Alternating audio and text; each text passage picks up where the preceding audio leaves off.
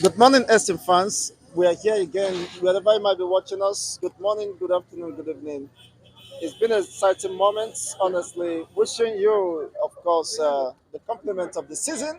This is Easter week for the Christian faithfuls across the globe. Happy Easter in advance. Trust you're getting on well.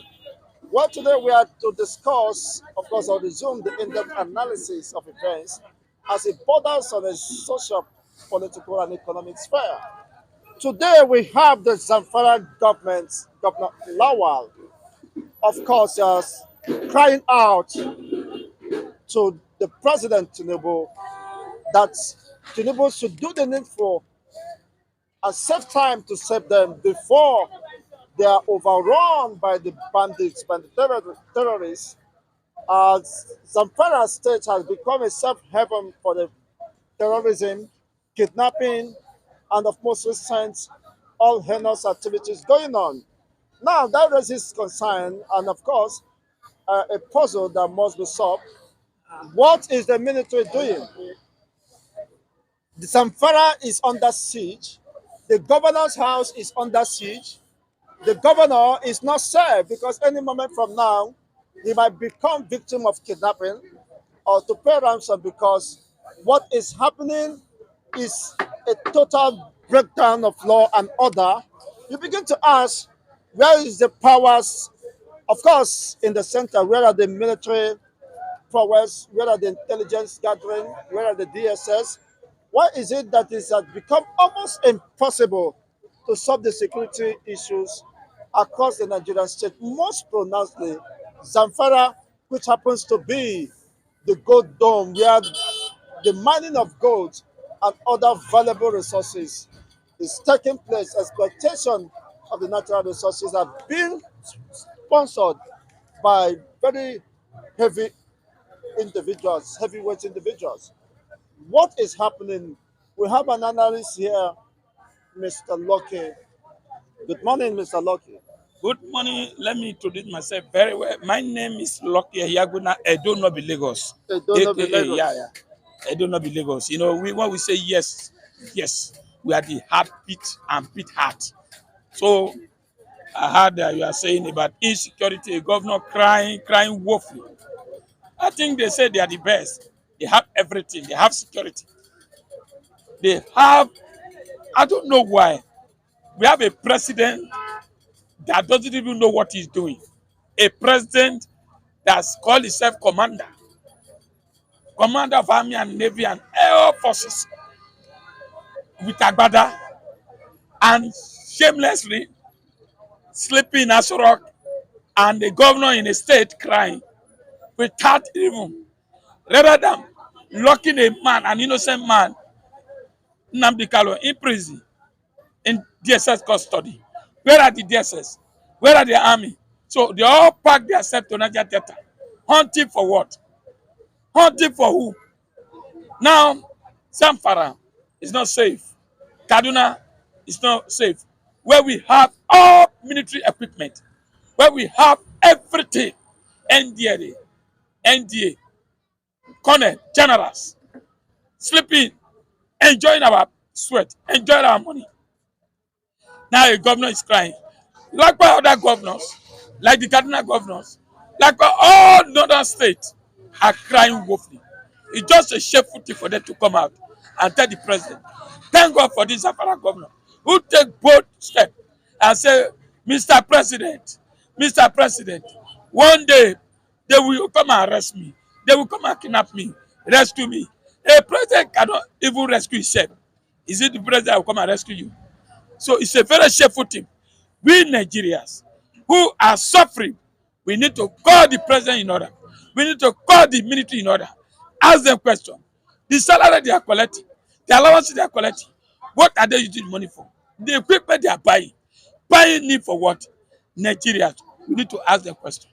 We need to ask them questions, and one of the questions is, why is it that innocent persons are being incarcerated on the just basis of asking for self-determination, self-independence, self-recognition? Why the main terrorists unleashing mayhem? on the Nigerian state and her populace are walking free. Nobody is arresting them. Nobody is bringing them to justice. You can imagine the whole Zamfara and, of course, other northern states are being overrun. There is a free for all fight for the terrorists and the bandits.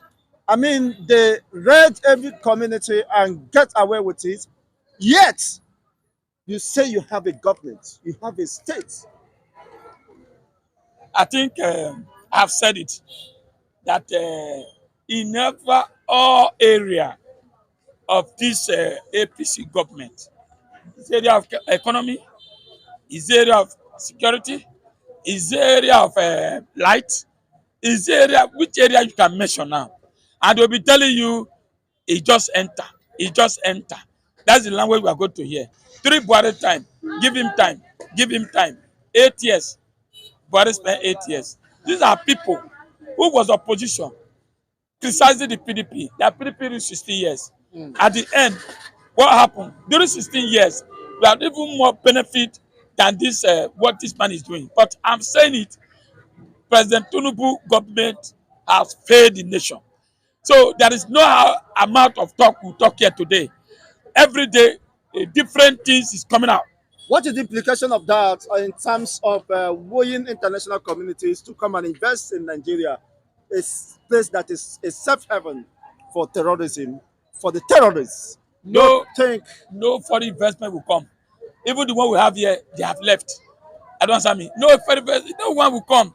When they are seeing that a man they arrested in custody escape, Koje prison was broken, and this kidnapping, such different kind of thing.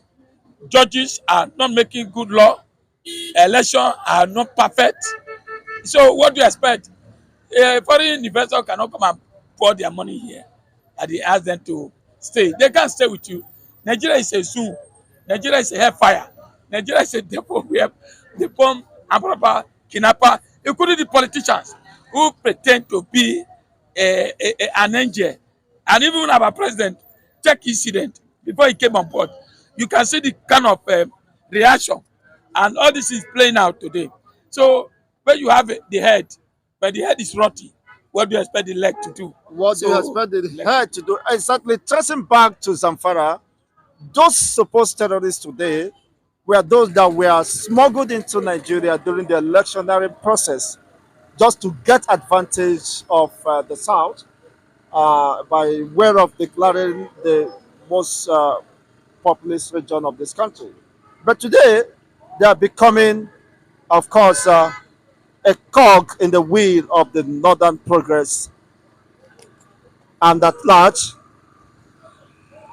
Okay, sorry, Mike, take it now, further.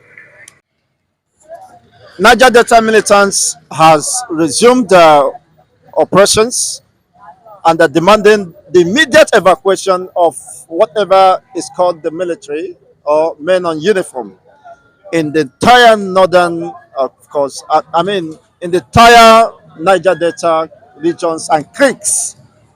What do you yes, foresee coming up? yes, I think I read that in social media. I know anything social media is truth, and even the army went to the a man called a prominent man named Chief Edu Clark, and they went and raid his house, searching for arms. I don't know The why. military went to raid Yes, the yes, house. yes. That's what they said, and I saw in the newspaper. So I don't know what are they looking for. I think the Niger Delta boys are telling them to withdraw military from the creek. And I think unfortunately that incident happened, a kill of 17 officer, and the whole village was brought down. And it could happen in the north like that. I don't see where they kill and arm him and they raise all the whole village. I've not seen that since I was born. And again, where they kidnap almost 200 and something, 300 people, and the whole place was boiling. So I think it's an injustice. The Nigeria need to sit and rewrite that constitution. Let like their region, the north region, should go and control their resources and employ the army and SSS for their regions. allow our people in south and employ whatever they want to employ and control the region so that everybody will have peace. For now, I don't see peace in Nigeria. You don't see peace in Nigeria. And what do you think could happen if eventually the threats by the militants are not we are not complied? If the federal government refused to withdraw military troops from the creeks, what do you foresee that could happen? You know what will add it now? The boys will resist now. By the time they resist now, you know that the economy will be badly affected. By the time the two people start fighting themselves, you see, who will go to Creek? The remaining foreigner will take out their bag and load and go back to their state. Who want to die? So I think the Tinubu need to wake up and up and doing. Nigeria is on siege. Nigeria devastated. Nigeria apostatized. Nigeria is down, down, down under APC led by President Tinubu and Vice President Ahmed, whatever he call himself, Shetima, Shetima. So I think that is it. thank you so much for your wonderful submissions. We do appreciate Mr. Lucky SM fans. Uh, if you're watching us for the first time, please kindly hit the like buttons. For existing subscribers, thank you for standing in with us. Bringing you live from the red, of course, in-depth analysis here is Chigozie Ndigo.